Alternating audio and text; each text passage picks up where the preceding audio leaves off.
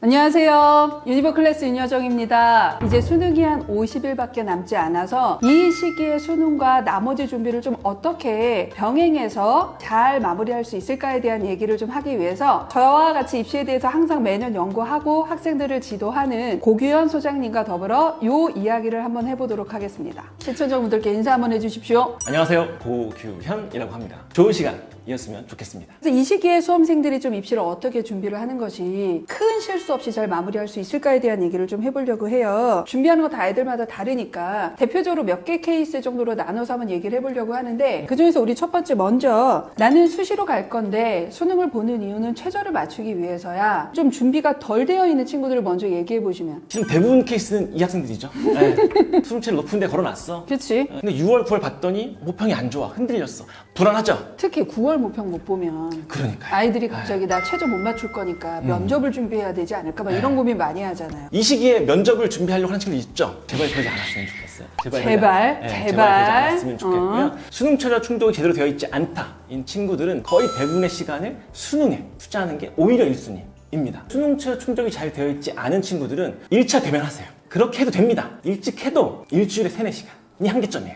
그 이상은 하지 않는 걸 추천합니다. 그 나머지 전부는 수능에 투자했으면 좋겠고요. 이 친구들은 조금 독특하게 준비하기 좀 달라요. 어떤 거냐면 과목 배제 전략이라는 걸 쓸 거예요. 내가 2개 5를 맞추면 이 대학부터 국수, 영, 탐에서 메인 2개, 하나 사이드 3개만 준비합니다. 내가 준비한 그 과목이 하필 올해 엄청 어려울 수도 있거든요. 그래서 당연히 3개를 준비하고 나머지 2개를 배제하는 전략. 엄청 불안하죠? 이 시기에서 뭘 버린다 그러면 불안해요. 하지만 수시로 끝내겠다는 전략을 쓴 친구들은 이렇게 조금 더 효율성을 가질 수 있는 전략으로 전환을 해야 한다. 이게 좀 중요한 포인트 되지 않을까 싶습니다. 그 다음에 두 번째 유형의 케이스. 수능 준비가 좀 되어 있다. 여유롭다. 올해 본 모평 4번 이상 내가 쓴 그 전형의 수능 체어 충족했어.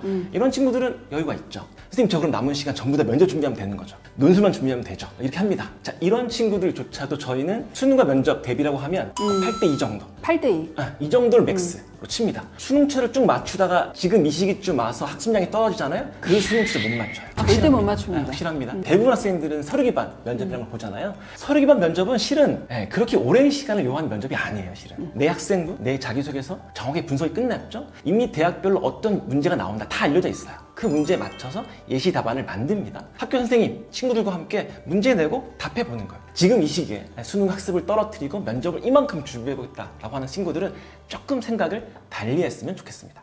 자, 그러면 우리 이제 두 번째로 남은 케이스, 하루에 모든 게 끝나버리는 그 케이스, 정시러 친구들에 대한 얘기를 조금 해보려고 합니다. 네. 많이 불안하죠. 그날 한 번의 시험으로 이제 대입이 결정이 되는 친구들이니까. 네. 그 친구들에게는 어떤 말씀을 주로 좀 해주시는 편이세요? 첫 번째는 전국에 있는 모든 학원에서 실전 모의고사, 그쵸? 사설 모의고사, 해제하는 강의, 클리닉 수업, 이게 다예요. 바뀐 수능 트렌드를 따라가자면 필요합니다. 그게 모든 학생이냐는 아니라는 거죠. 수능은 개념을 학습하고 유형에 적응하고 기출로 단련하는 거죠. 이건 불변이에요. 내가 지금 3등급 이하야. 4를 찍고 5를 찍고 있어. 근데 옆에 학생, 앞에 학생 전부 다 학원 가서 실무를 푼다고 나도 풀어야지. 할 게 아니고 내가 개념이 약한가? 기출을 더 풀어봐야 되나? 라는 과목들이 있을 거예요. 그런 준비를 조금 더 했으면 좋겠습니다. 두 번째는 밸런스 학습인 것 같아요. 6평, 9평쯤 되면 한 과목 망치잖아요. 망치는 순간 내가 이것만 잘 봤으면 수능 엄청 올릴 수 있었는데 하면서 학습량을 몰빵하죠. 자, 몰빵하는 순간 수능은 정말 재밌게도 다른 과목도 떨어집니다. 이런 그거는 안 오르고. 난 정시를 준비한 친구야. 전과목 밸런스 전략으로 갑니다. 기본의 학습량 다 동일하게 주고요. 모자란 과목에 조금 더 투자하는 정도. 그래야 진짜 정시에서 좋은 결과 나옵니다.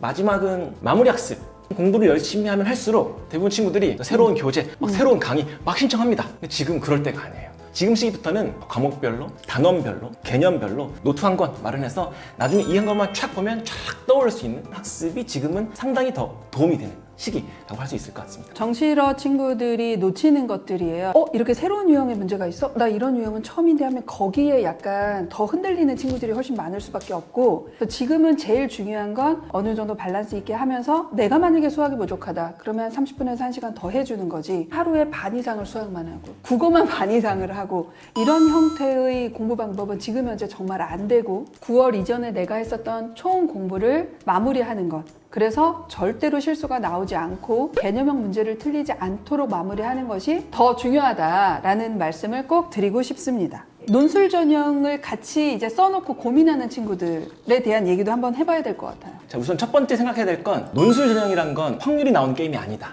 라는 걸 우선 이해를 해야 될 것 같아요. 정신학생부 교과는 확률이 높죠. 될다 안 된다 알 수 있을 거예요.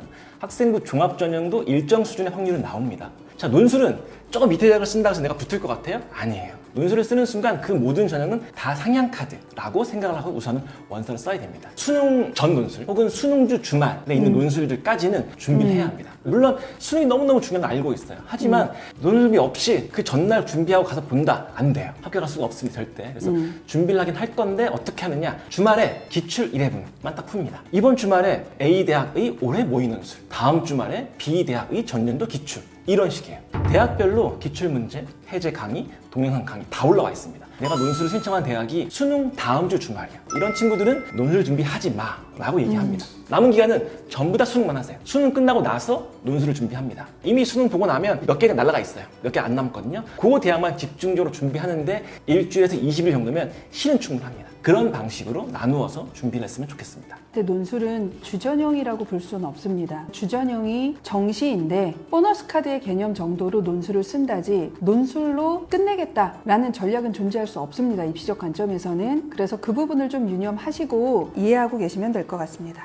자, 그러면 마지막으로 이제 수능이 50일 남은 학생들한테 이야기해 주실 좀 유의점이나 이런 것들이 있다면 어떤 것들이 있을까요? 열심히 하라는데 그렇지. 실은 이제 제가 수시는 상담을 끝날 때 늘 하는 얘기가 있습니다. 본인들이 봤던 모평 성적보다 떨어지거나 대부분 안 좋게 나와요. 그런데 그 많은 학생들 중에 성적을 유지하거나 성적을 오르는 학생들이 있어요. 공통점이 있어요. 근데 정말 단순한 거거든요. 뭐냐면 3학년 6평 전까지 수능에 대한 대비가 대부분 안 돼 있죠. 6평을 보고 나요. 아이쿠 준비해야 되겠네. 방학 때 정말 열심히 달려요. 9평을 보죠. 망쳐요. 쓰고 생각을 하죠. 역시 정시는 N수행을 위한 전형이군. 난 안 되겠어. 하면서 마음속으로 약간 회피하거나 흐트러지는 마음이 생깁니다. 하지만 이 상황에서조차도 마지막까지 여름방에 했던 그 학습량과 학습 패턴을 마지막까지 유지하는 친구들 같은 경우는 성적 유지도 하고 실제로 오릅니다. 저는 하나 더 말씀드리고 싶은 게 부모님들한테 6월이나 9월 모의고사를 생각만큼 못 본 친구들이 훨씬 많으니까 야, 재수생 더 들어온다는데 너 지금 이 정도면 수능에서 떨어지는 거잖아. 너 이거 어떻게 할 거야? 이렇게 찬물을 끼얹는 말들 정말 많이 하시잖아요. 그러지 마세요. 9월 못 봤다고 수능 못 보지 않습니다. 또 하나 9월 잘 봤다고 수능 잘 보는 거 아닙니다.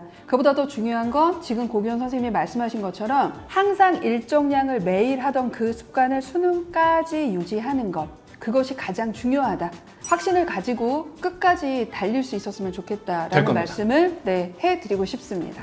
자, 우리 오늘 처음 출연하셨는데 소감이 좀 어떠십니까? 오늘 얘기 드린 내용들이 누군가에겐 좀 도움이 되었으면 생각이 들고 좋은 기회가 되면 유익한 내용으로 다시 돌아오도록 하겠습니다. 반갑습니다. 감사합니다. 네. 오늘은 수능이 50일 정도 남았을 때 무엇을 하는 것이 좋은가에 대한 입시적 관점에 대한 얘기를 해봤습니다. 큰 도움이 되셨길 바라고요. 남은 50일 동안 잘 마무리하셔서 정말 올해 말에 여러분들이 원하는 그 대학에 꼭 합격하시기를 진심으로 응원하겠습니다. 다음에는 더 좋은 영상으로 찾아올 거고요. 구독과 좋아요 부탁드립니다. 감사합니다.